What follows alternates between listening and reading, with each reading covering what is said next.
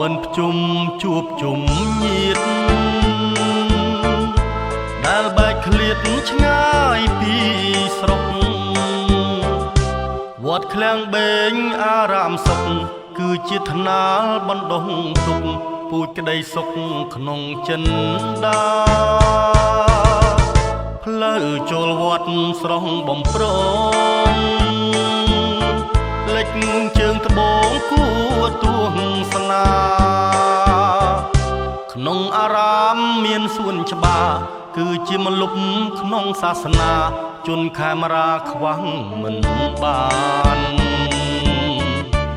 អោឃ្លាំងបេញ៉ាយទីនេះហើយដែលធ្លាប់រីករាយធ្លាប់ធ្វើបុណ្យបានជួបជុំស្គាល់ញាតិសន្តានបងប្អូនទាំងឡាយអោឃ្លាំងបេងគេងស្រមៃគួចអាឡ័យភ្លេចមិនបាន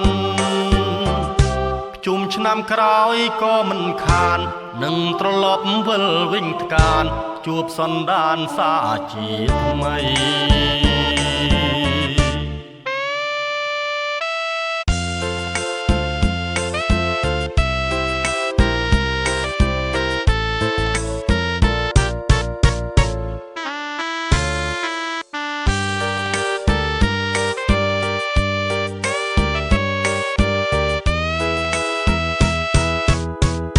អោឃ្លាំងបេងគេងស្រមៃ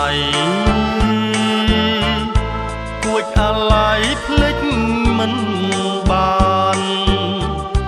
ជុំឆ្នាំក្រោយក៏មិនខាននឹងត្រឡប់វិលវិញថ្កានជួបសន្តានសាជាថ្មី